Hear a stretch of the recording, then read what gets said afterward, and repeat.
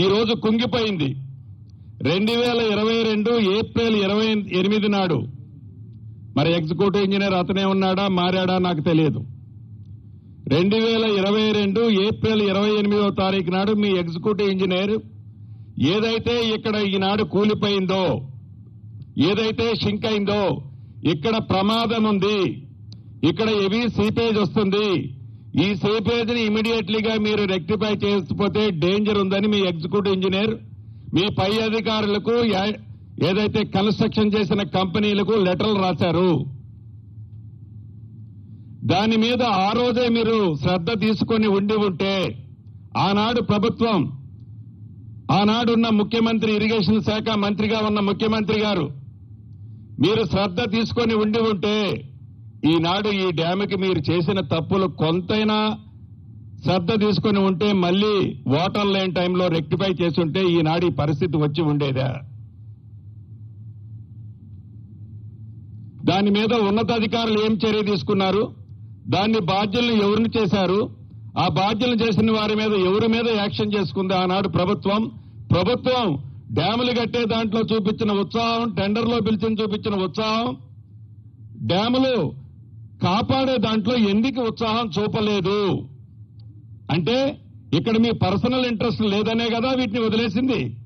డ్యాములు కడితే చాలు, డ్యాములు కడితే వాటి మానాన్ని అయిపోతాయి, వాటిని మనం కాపాడినా కాపాడిపోయినా మన పర్సనల్ ఇంట్రెస్ట్ ఫుల్ఫిల్ అయింది కాబట్టి డ్యాములు ఏమైపోయినా పర్వాలేదనే కదా వదిలేసింది. ఇటు అధికారులు గాని, అటు ఆనాడున్న ప్రభుత్వం, ఇరిగేషన్ శాఖ మంత్రి గారు గాని ఈ వేదిక ద్వారా వారిని నేను ప్రశ్నిస్తున్నా. దీనికి ఆన్సర్ కూడా చెప్పాల్సిన అవసరం ఉంటుంది. ఇక డ్యాము మీ క్రస్ట్ లెవెల్ ఎంత, గేట్ల లెవెల్లో ఉన్న మీ క్రస్ట్ లెవెల్ ఎంత, ఏదైతే మేడిగడ్డ డ్యాము నుంచి అప్ స్ట్రీమ్ డ్యాము వరకు ఉన్న బెడ్లోది ఎన్ని కోట్ల క్యూబిక్ మీటర్లు ఎర్త్ వరకు చేసినట్టు మీ ఎంబుకుల్లో రికార్డు చేశారు. దాంట్లో ఎన్ని వందల కోట్లు డ్రా చేశారు. అసలు ఆ బెడ్ లో ఉన్న సిల్ట్ రిమూవ్ చేయాల్సిన అవసరం మీకేమొచ్చింది? ఎందుకంటే డెడ్ స్టోరేజ్ అది. మీరు అప్పుడు తీశారు, మళ్లీ వాటర్ ఫ్లో వచ్చింది, ఇవాళ శాండ్ బెడ్ లోకి వచ్చింది. వేస్ట్ మెటీరియల్ కింద ఎన్ని కోట్ల క్యూబిక్ మీటర్లు మీరు రిమూవ్ చేశారు? ఆ ఎన్ని కోట్ల క్యూబిక్ మీటర్లకి ఎన్ని వందల క్యూబిక్ మీటర్లు ఆనాడు ఎవరికి దాన్ని డ్రా చేసి ఇచ్చారు? టెక్నికల్ గా దాన్ని మీరు ఎలా సపోర్ట్ చేసుకుంటారు? వీటి మీద తప్పకుండా ఈ డ్యాముకు సంబంధించింది. ఇక పై డ్యాము కూడా సిమిలర్. ఈ క్వశ్చన్స్ అన్ని కుంగిపోయిన డ్యాము గాని, క్రాక్లు వచ్చిన డ్యాము గాని, ఇంకా భవిష్యత్తులో ఇబ్బంది కలిగేది గాని, నేనైతే ఒకటి నా డౌట్ క్లారిటీగా మీకు చెప్పేది, ఈ పిల్లర్స్ ఒక పిల్లర్తోనో, 2 పిల్లర్తోనో, 3 పిల్లర్లతోనో ఆగుతుందని నేను అనుకోవటం లేదు మంత్రి గారు. ఇది up stream cut off, down stream cut off ఏదైతే ఉందో దాన్ని ప్రాపర్ గా చెయ్యని కారణంగా ఈనాడు ఈ డ్యాములకి వచ్చిన పరిస్థితి. రెండోది క్వాలిటీ ప్రాపర్ గా చేయకపోవటం వల్ల వచ్చిన రెండో పొరపాటు. మూడోది ఏదైతే రాఫ్ట్ వేశారో ఆ రాఫ్ట్ కింద ఉన్న శాండ్ ని కాంపాక్ట్ చేశామని చూపించిన మీరు దాన్ని ప్రాపర్ గా కాంపాక్ట్ జరిగి ఉంటే ఈనాడు ఈ డ్యాములకి ఈ పరిస్థితి వచ్చి ఉండేది కాదు. ఈ ఒక్క డ్యాము, ఒక్క పిల్లరు అనేది ఇప్పుడున్న మన ప్రభుత్వం కాదు. ఇది యావత్తు తెలంగాణ రాష్ట్రంలో ఉండే 4 కోట్ల ప్రజలకు సంబంధించిన ఆస్తి. ఇది ఒక ఈ ప్రభుత్వందో ఆ ప్రభుత్వందో కాదు. అది కూడా డబ్బులు సర్ప్లస్ ఉండి మనం కట్టలేదు. ప్రతి రూపాయిని అప్పు చేసి 10 నుంచి 12% వడ్డీకి తెచ్చి కట్టిన ప్రాజెక్టులు ఇవి. వీటిని అప్పటి ఉన్న ప్రభుత్వం ఇంట్రెస్ట్ ఏంటో ఇందాక నేను చెప్పిన దాంట్లో మీకు అర్థమైంది. అధికారులు ఎందుకు శ్రద్ధ తీసుకోలేదో అర్థమైంది. మా కోమటిరెడ్డి గారు ప్రశ్నించినట్లు అధికారుల్ని ప్రభుత్వంలో ఉన్న మేము ప్రశ్నిస్తుంటాం, ఇలా చేయమంటాం. మేము చేయమని అన్నప్పుడు టెక్నికల్ ఫీజిబిలిటీస్ మీరు ఎందుకు ఆనాడు ఎక్స్ప్లెయిన్ చేయలేదు? నిజంగా మేము ప్రెజర్ పెట్టి ఉంటే మీరు ఆనాడే ఇందాక మా కోమటిరెడ్డి గారు అన్నట్లు మేము చేయలేం సార్ అని మీరు ఎందుకు డ్రాప్ అవ్వలేదన్నది కూడా నా ప్రశ్న. ఇది ఒక్క డ్యామే కాదు, పైనున్న అన్ని డ్యాములకు కూడా వర్తించుద్ది. రెండవది, ఈ పంపులు ఏదైతే పంపులు మునిగాయి, పంపులు మునగటానికి కారణం నిన్ననో మొన్ననో చూశాను ఆ పెంటారెడ్డి గారి స్టేట్మెంట్ కూడా. నేను ఆ రోజే చెప్పాను 152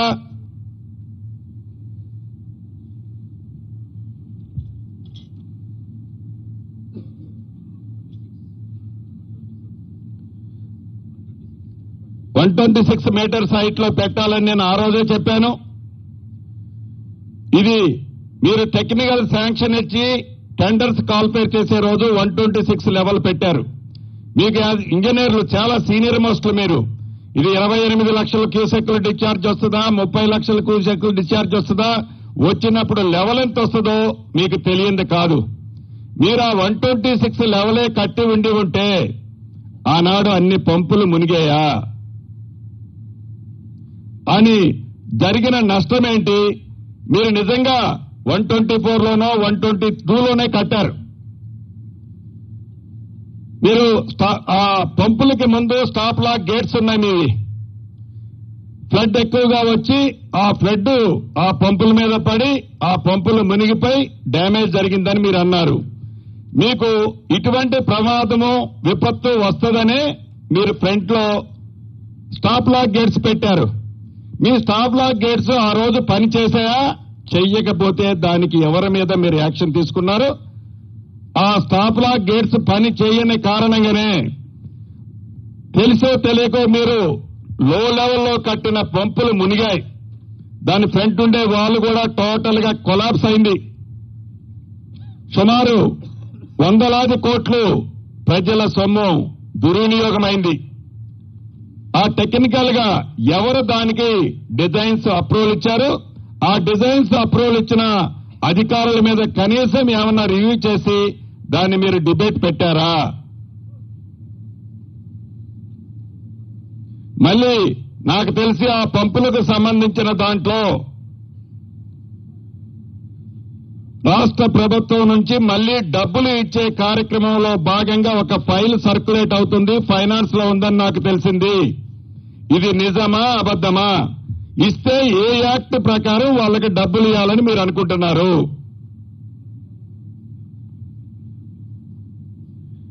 నెక్స్ట్ పాయింట్, ఏదైతే మీరు ఈ డ్యాము కానీ డ్యాము విషయానికి వస్తే మీరు ఫైనల్ బిల్లు డ్యాముకి ఇచ్చారా? ఇందాక ఎగ్జిక్యూటివ్ ఇంజనీర్ నోటీసు ఇచ్చేటప్పుడు ఇచ్చాడని చెప్పాను 2022లో. ఎగ్జిక్యూటివ్ ఇంజనీర్ నోటీసు ఇచ్చేటప్పటికి వాళ్ళ లయబిలిటీ పీరియడ్, ఆ డ్యాము కట్టిన వాళ్ళ లయబిలిటీ పీరియడ్ 2 years 3 years మీరు మెన్షన్ చేశారు. అది విత్ ఇన్ ది పీరియడ్ లో ఉందా లేదా? ఉండి ఉంటే ఏజెన్సీతోనే మీరు మంత్రి గారు గాని మీరు గాని ఇప్పుడు ఈ డ్యాముకు జరిగిన నష్టాన్ని ఏజెన్సీతో కట్టించాల్సిన అవసరం ఉంది కదా.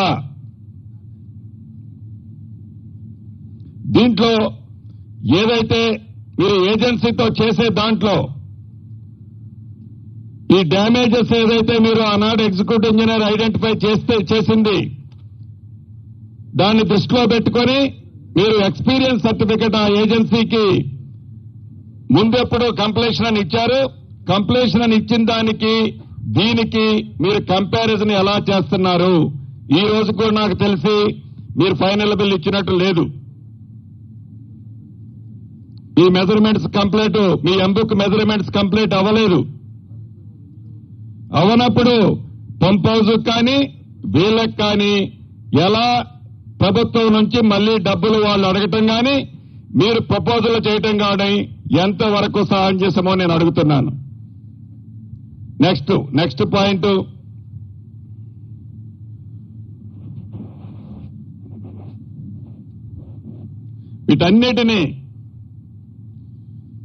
వీటన్నిటినీ దృష్టిలో పెట్టుకొని ప్రజల సొమ్ముని గత ప్రభుత్వం ఏదైతే ఖర్చు పెట్టిందో, అది కూడా అప్పు తెచ్చి ఖర్చు పెట్టిందో, ఈ అప్పు తెచ్చి ఖర్చు పెట్టిన డబ్బు ప్రతి రూపాయి ఇది ప్రజల సొమ్ము. ఇది ప్రతి నెల వడ్డీతో సహా రాష్ట్ర ప్రభుత్వం రేపు కట్టాల్సింది. దీన్ని ఒక్కసారి గమనించాలి. ఇక థర్డ్ టీఎంసీ సబ్జెక్టు, మీరు 2 టీఎంసీలకే గడిచిన 5 సంవత్సరాలలో మీరు అది టీఎంసీలో లిఫ్ట్ చేసింది పెట్టండి, అది స్క్రీన్ మీద.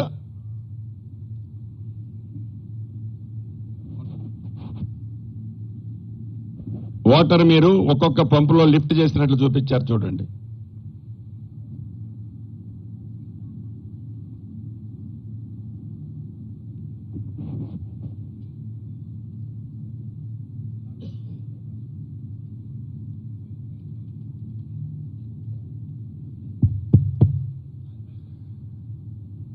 మీరు ఫస్ట్ పంపు దగ్గర మీరు 50 టీఎంసీలు గడిచిన 5 సంవత్సరాల్లో మీరు లిఫ్ట్ చేసినట్లు చూపించారు. రెండవ పంపు దగ్గర 46.2 టీఎంసీలు, మూడో పంపు దగ్గర 41.35 టీఎంసీలు లిఫ్ట్ చేసినట్లు చూపించారు. అంటే ఫస్ట్ నుంచి లాస్ట్ వరకు డిఫరెన్స్ 9 టీఎంసీలు ఉంది. నాకు తెలిసి ఈ మధ్యలో ఆయకట్టు ఉందా? ఈ గోదావరి ఫ్లడ్ బ్యాంక్ కి అటు సైడు మన సైడు ఆయకట్టు 9 టీఎంసీలు డ్రా చేసే అంత ఆయకట్టు ఉందా? లేకపోతే ఆ 9 టీఎంసీలు మొదటి పంపు ద్వారా రెండో పంపు ద్వారా పవర్ ఏమని కొట్టుకు రావట్లే. ఈ 2 పంపుల ద్వారా లిఫ్ట్ చేసిన వాటర్ మళ్లీ తిరిగి గోదావరికే వదిలారా? ఫస్ట్ 50 టీఎంసీలు అంటే గడిచిన 5 సంవత్సరాలలో మీరు ఖర్చు పెట్టిన 1,00,000 కోట్లు పెట్టి మీరు లిఫ్ట్ చేసిన వాటర్ ఎంతయా అంటే గోదావరి నుంచి లిఫ్ట్ చేసింది కేవలం 50 టీఎంసీలు. ఈ 50 టీఎంసీలు బయటికి పంపింది ఎంతయా అంటే గోదావరి దాటి కేవలం 41 టీఎంసీ. దీని పరిస్థితే ఇలా ఉంది. మీరు అసలు 3వ టీఎంసీ ప్రపోజల్ ఎందుకు వచ్చింది? 3వ టీఎంసీ ప్రపోజల్ ఆనాటి గవర్నమెంట్ ఏదైనా మీకు రెఫరెన్స్ ఇచ్చి 3వ టీఎంసీ కూడా మేము చేయాలనుకుంటున్నామంటే ప్రపోజల్ మీరు తయారు చేశారా? లేకుండా మీరే ఆ ప్రపోజల్ తయారు చేసి గవర్నమెంట్ కి పంపారా? మీరు 3వ టీఎంసీ పంపినప్పుడు సుమారు ఎడ్వర్క్స్ లో ఉండే 4,000 కోట్లు మీరు ఫస్ట్ లిఫ్ట్ ఆపరేట్ చేసింది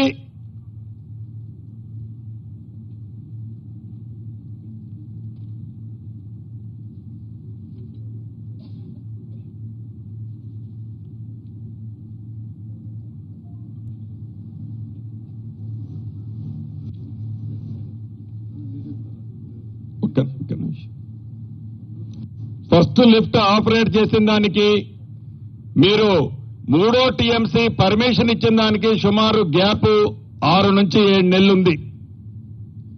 మీరు అసలు వాల్యూ కంటే ఎక్కువ వాల్యూ ఉన్న 4,000 కోట్లు టెండర్లకు పోకుండా ఎంత మీరు ఆ వర్క్ కు సంబంధించింది ఇది కానే కాదు. మీ అగ్రిమెంట్ కండిషన్ 2 టీఎంసీలు 2 టీఎంసీలు అగ్రిమెంట్ కండిషన్ కి సంబంధించిన వర్క్ అయితే మీరు నామినేషన్ మీద ఇవ్వచ్చు. అది కాదని 3వ టీఎంసీకి సంబంధించిన ఎడ్వర్క్స్ కి సంబంధించిన 4,000 కోట్లు సేమ్ కంపెనీకి ఏ బేస్ తో మీరు 4,000 కోట్లకి ఇచ్చారు? అది టెండర్ ఎందుకు కాల్ ఫర్ చేయలేదు? ఇక దాని డౌన్ స్ట్రీమ్ లోకి పోతే అక్కడ మీకు డిశ్చార్జ్ 3వ టీఎంసీకి సంబంధించింది మీరు ఫస్ట్ టర్నల్ కింద టెండర్ మీరు శాంక్షన్ చేసుకున్నారు. టర్నల్ చేయడానికని మీరు శాంక్షన్ చేశారు. ఆ తదుపరి మీకున్న ఒత్తిళ్లతో టర్నల్ అయితే మాకు ప్రభుత్వానికి వారికి కావాల్సింది రాదు అని పైప్ లైన్ కింద కన్వర్ట్ చేయించారు. ఈ పైప్ లైన్ కి కన్వర్ట్ చేసిన దానికి ఫస్ట్ మీ ఎస్టిమేట్ లో ఉన్న టర్నల్ దానికి హ్యూజ్ వేరియేషన్ ఉందని మీకు కూడా తెలుసు. ఏదో టైం సేవ్ చేయడానికని మీ ఫైల్లో రాసుకుంటున్నారు. ఏమి కొంపలంటుకుపోయింది? గడిచిన 5 సంవత్సరాలలో 2 టీఎంసీల్లో మీరు డ్రా చేసింది 50 టీఎంసీలు. ఇప్పుడు 3వ టీఎంసీ అర్ధరాత్రి హడావుడిగా నామినేషన్ తెచ్చి టర్నల్ అయితే లేట్ అవుతుంది, పైపులు అయితే తొందరగా అవుతుందని 100 కోట్లు రాష్ట్ర ప్రజల సొమ్ము వేస్ట్ అవుతుందని తెలిసి కూడా టర్నల్ తీసేసి పైపు లైన్ పెట్టడానికి కారకులు ఎవరు? వీటన్నిటినీ కూడా ఇంకా చాలా ఉన్నాయి. మా మంత్రి గారు తొందర కంప్లీట్ చేద్దామంటున్నారు. ఇదంతా కూడా నేను టెక్నికల్ సౌండ్ ఉన్న పర్సన్ కాదు. రచ్చబండల దగ్గర ప్రజలు చర్చించుకుంటున్న విషయం. అధికారులు, ఆనాడున్న అధికారులు ఇందాక నేను చెప్పిన వాటన్నిటినీ ఆన్సర్ ఇప్పుడు చేస్తారా? మా మంత్రి గారు చెప్తారు. తప్పకుండా వీటికి బాధ్యులైన వాళ్ళని మంత్రి గారు చర్యలు చేపట్టాల్సిన అవసరం ఉందని రాష్ట్ర ప్రజలకు ఈ వేదిక ద్వారా ఏ రకమైన అవినీతి జరిగిందో ఒక్కసారి గ్రహించాలని తెలియజేసుకుంటున్నాను.